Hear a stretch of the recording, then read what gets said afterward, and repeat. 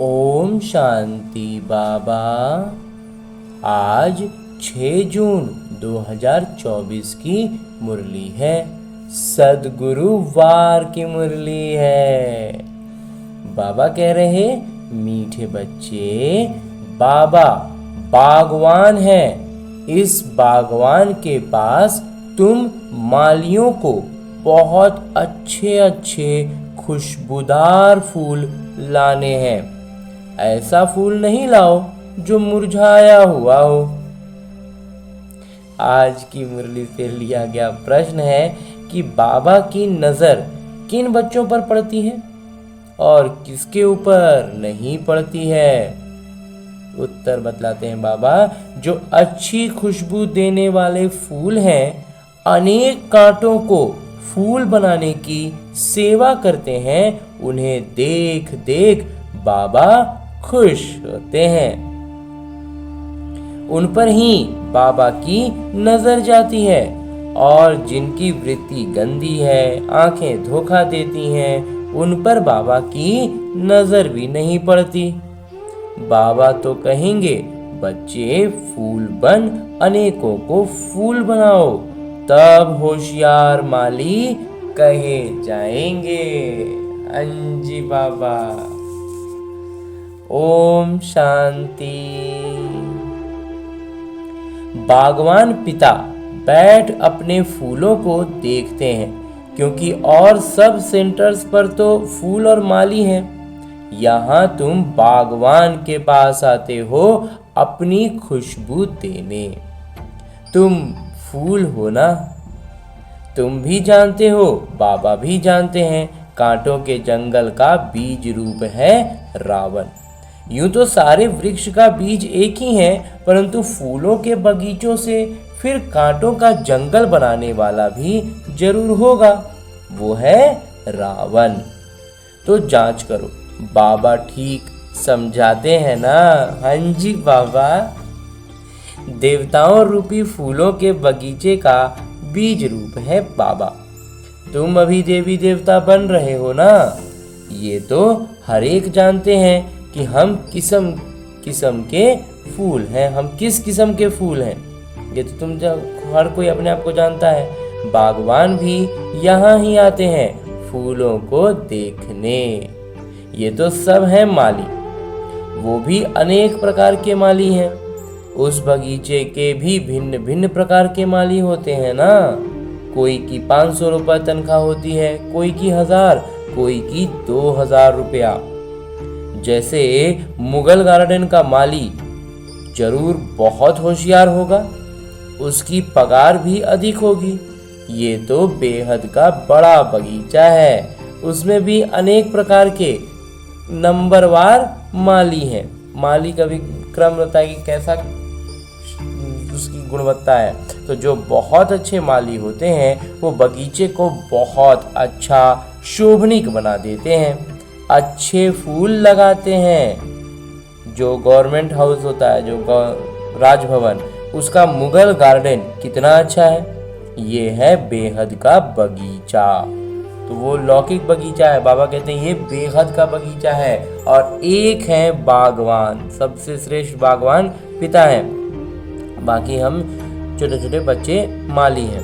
तो अब कांटों के जंगल का बीज है रावण और फूलों के बगीचे का बीज है शिव बाबा।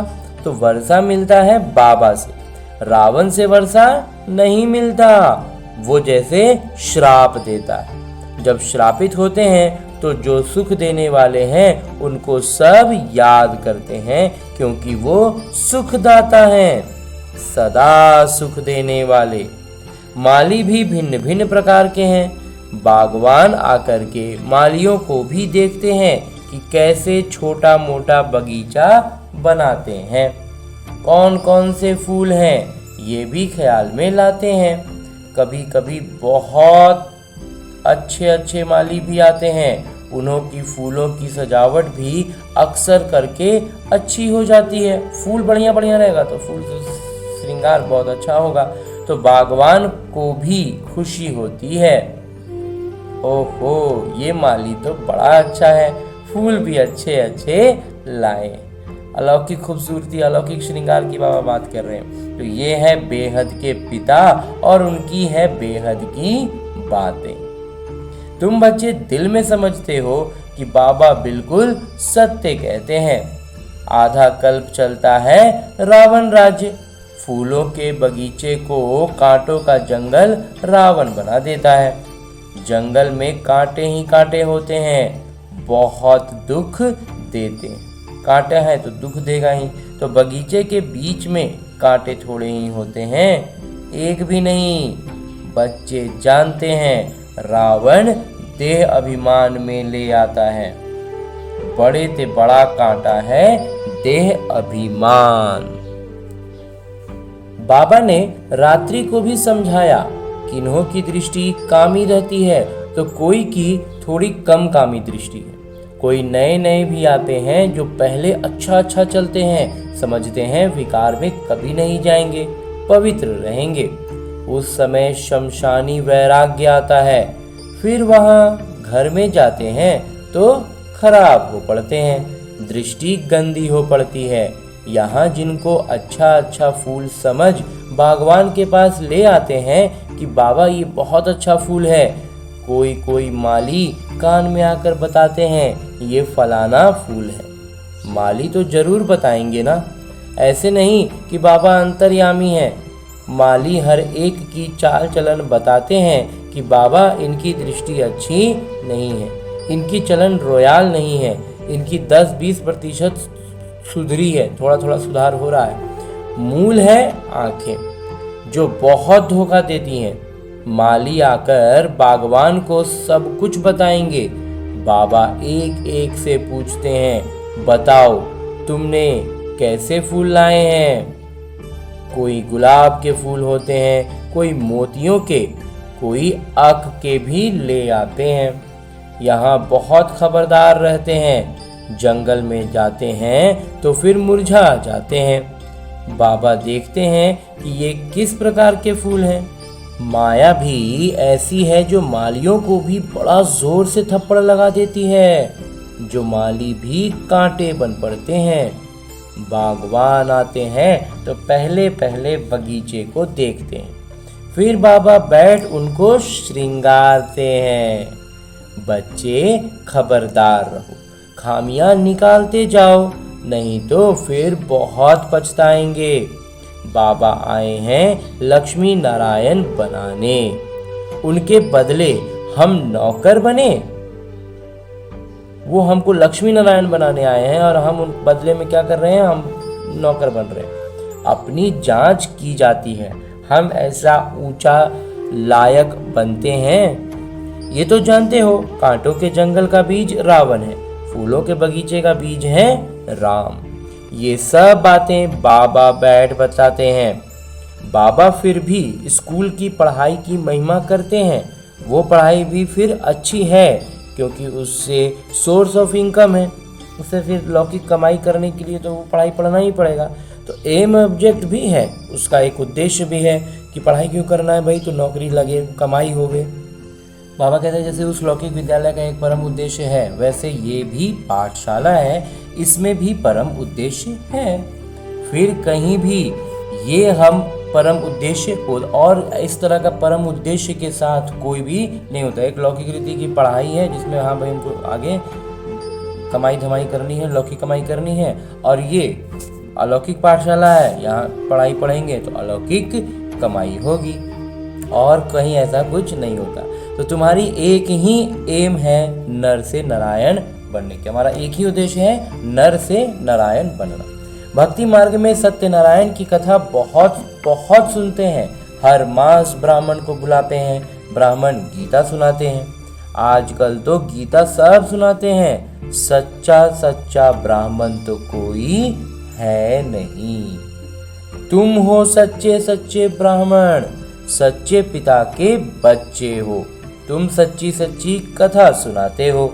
सत्यनारायण की कथा भी है, अमर कथा भी है, तीजरी की कथा भी है। भगवान वाच, मैं तुमको राजाओं का राजा बनाता हूँ। वो लोग गीता तो सुनाते आए हैं, फिर कौन राजा बना? ऐसा कोई है जो कहे मैं तुमको राजाओं का राजा बनाऊंगा, मैं खुद नहीं बनूंगा? ऐसा कभी सुना? ये एक ही पिता हैं जो बच्चों को बैठ समझाते हैं। बच्चे जानते हैं यहाँ बागवान के पास रिफ्रेश होने आते हैं। तरोताजगी आ जाती है जब बाबा के पास होकर आते हैं। माली भी बनते हैं, फूल भी बनते हैं। खुद की जब स्व उन्नति होती तो वो फूल बन गए, दूसरों की उन्नति में सहयोगी बन गए तो माली कहलाए। तो माली तो जरूर बनना है, क्योंकि दूसरों को भी सहयोग हमें देना है ताकि वो भी बाबा की श्रीमत पर चल सके। तो किस्म किस्म के माली हैं, फूल भी किस्म किस्म के हैं, माली भी किस्म किस्म के हैं। सेवा नहीं करेंगे तो अच्छा फूल कैसे बनेंगे? हर एक अपने दिल से पूछे कि मैं किस प्रकार का फूल हूं, किस प्रकार का माली हूं। बच्चों को विचार सागर मंथन करना पड़े। ब्राह्मणियां जानती हैं माली भी किस्म किस्म के होते हैं ना। ब्राह्मणी को मालूम है कि कौन किस तरह का माली है। तो कोई अच्छे अच्छे माली भी आते हैं जिनका बड़ा अच्छा बगीचा होता है। जैसे अच्छा माली तो बगीचा भी अच्छा बनाते हैं। माली अच्छा है, वो फूल खुद में अच्छा है, तो जब वो माली का भूमिका में जाएगा तो उसका बगीचा भी अच्छा होगा। तो अच्छे अच्छे फूल ले आते हैं जो देख दिल खुश हो जाता है। कोई कोई हल्के फूल ले आते हैं। बागवान समझ जाते हैं ये क्या क्या पद पाएंगे। अभी तो समय पड़ा है। एक एक कांटे को फूल बनाने में मेहनत लगती है। कोई तो फूल बनना चाहते नहीं, कांटे ही पसंद करते हैं। आंखों की वृत्ति बहुत गंदी रहती है। यहाँ आते हैं तो भी उनसे खुशबू नहीं आती। बागवान चाहते हैं मेरे आगे फूल बैठे तो अच्छा है, जिनको देख खुश होता हूँ। देखता हूँ कि वृत्ति ऐसी है तो उस पर नजर भी नहीं डालते, इसलिए एक एक को देखते हैं। ये मेरे फूल किस प्रकार के हैं, कितनी खुशबू देते हैं। कांटे से फूल बने हैं व नहीं, हर एक खुद भी समझ सकते हैं कि हम कहाँ तक फूल बने हैं। पुरुषार्थ करते हैं, घड़ी घड़ी कहते हैं बाबा हम आपको भूल जाते हैं, योग में ठहर नहीं सकते हैं। अरे याद नहीं करेंगे तो फूल कैसे बनेंगे? याद करो तो पाप कटें, तब फूल बनकर फिर औरों को भी फूल बनाएंगे, तब माली नाम रख सकते हैं।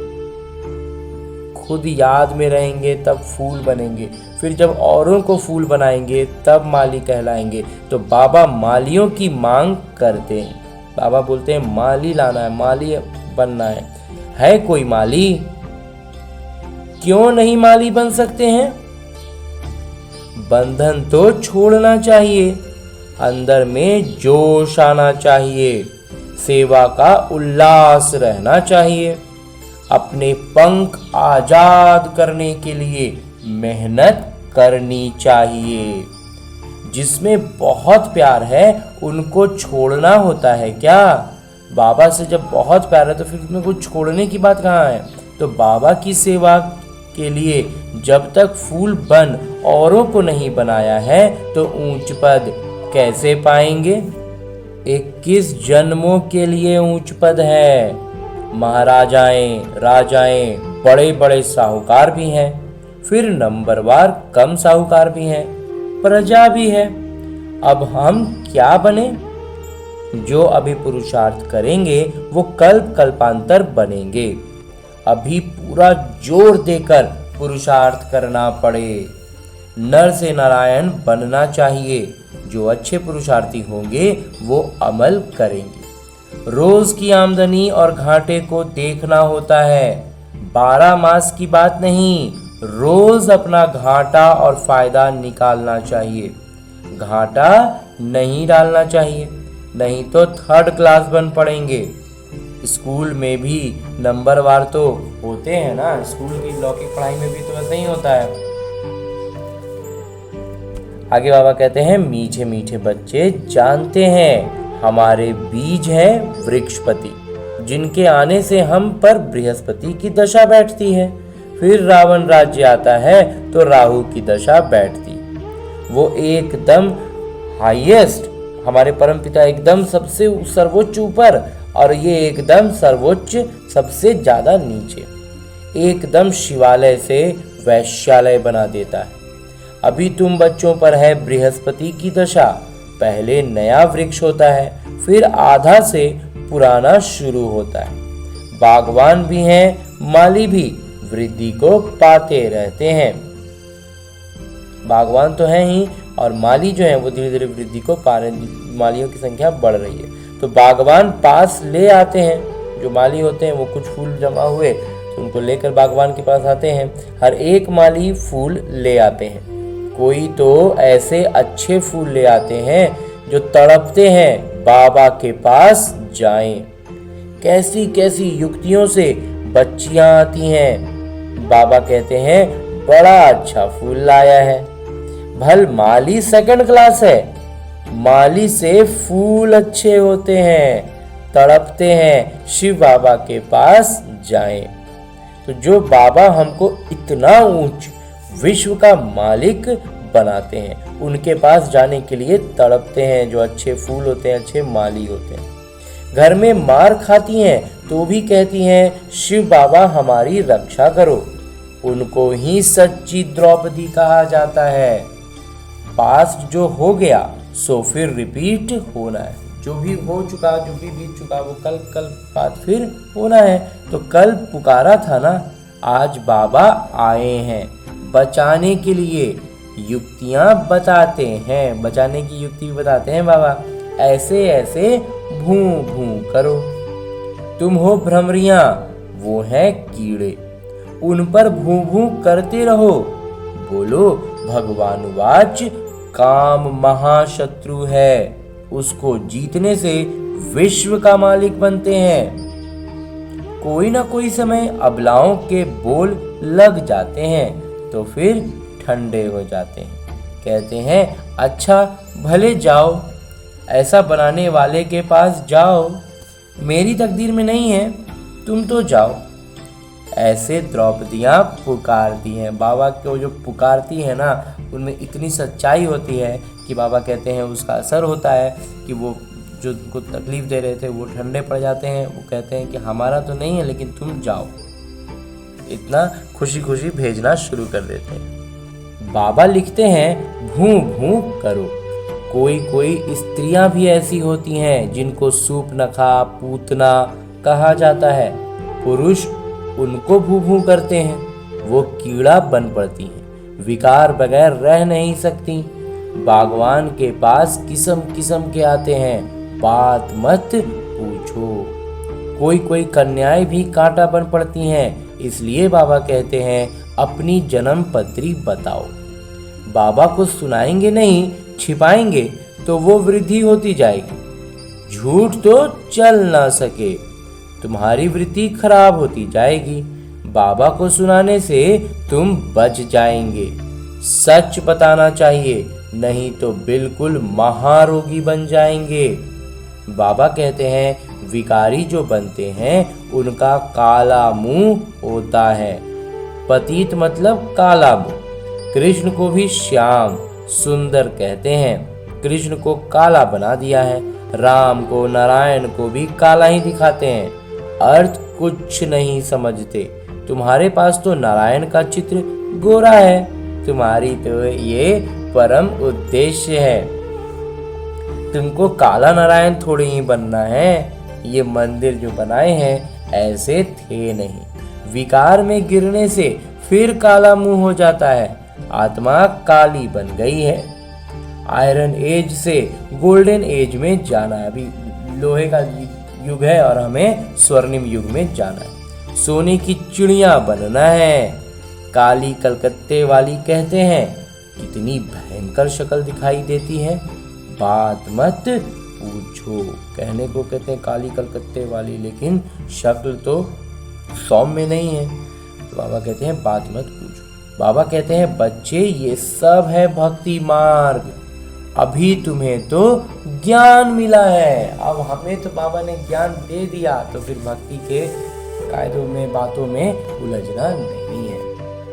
अच्छा, मीठे मीठे सिगिरदे बच्चों प्रति माता पिता बाबा का याद प्यार और आशीर्वाद। रूहानी बाबा की रूहानी बच्चों को नमस्ते। हम रूहानी बच्चों की ओर से रूहानी माता पिता बाबा को याद प्यार और प्रणाम। धन्यवाद बाबा, धन्यवाद। मुरली के लिए भी धन्यवाद और इस अनूठे अलौकिक ब्राह्मण जीवन के लिए भी बहुत बहुत बहुत धन्यवाद बाबा, बहुत धन्यवाद। आगे आज की मुरली से लिए गए वो प्रमुख बिंदु हैं जिन्हें हमें अपने जीवन में, ब्राह्मण जीवन में धारण करने हैं। उनमें सबसे पहले है कि अपने पंख आजाद करने की मेहनत करनी है, बंधनों से मुक्त हो होशियार माली बनना है, कांटों को फूल बनाने की सेवा करनी है। दूसरा है कि अपने आप को देखना है कि मैं कितना खुशबूदार फूल बना हूं, मेरी वृत्ति शुद्ध है, आंखें धोखा तो नहीं देती हैं, अपनी चाल चलन का पोता मेल रख खामियां निकालनी है। और आगे मेरे बाबा वरदान दे रहे हैं। वरदान देते हुए मेरे बाबा कहते हैं, स्वराज्य अधिकार के नशे और निश्चय से सदा शक्तिशाली बनने वाले सहज योगी निरंतर योगी भव। जब स्वराज्य अधिकार का नशा बुद्धि पर रहेगा तो निश्चय भी पक्का हो जाएगा और शक्तिशाली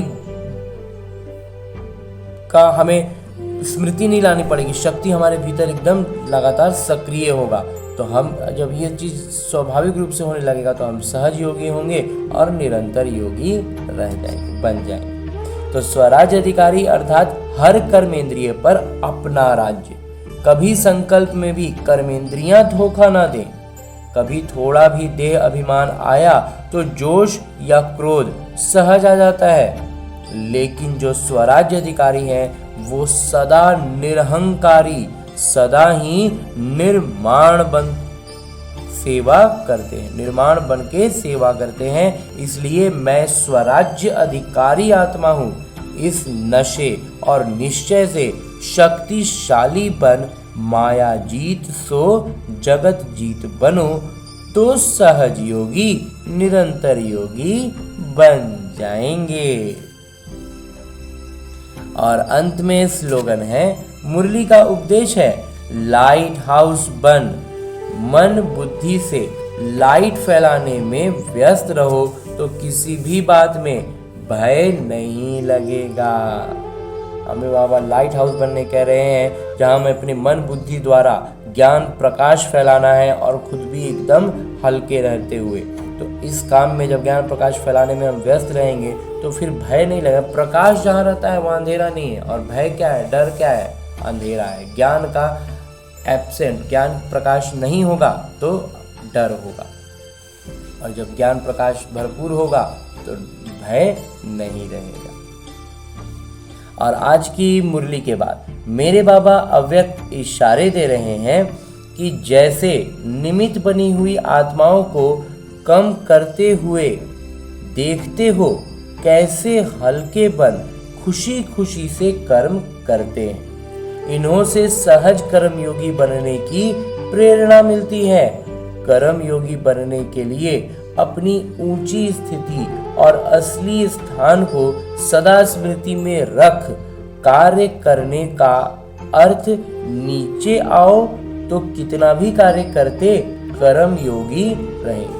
हमारी काम करने का जो तरीका क्या है, हम अभी अब खुद से काम कर रहे हैं। बाबा कहते हैं नहीं, अपने आप को पहले परम धाम में लेके चलो, वहां से अपनी स्थिति एकदम ऊंची कर लो, फिर वहां से खाली कार्य, लौकिक कार्य को करने के लिए ऊपर से नीचे आओ और करके फिर चले जाओ, तब रहेंगे हम। तब जो हमारी अवस्था होगी वो होगी कर्म योगी अवस्था। अच्छा, ओम शांति। उलझन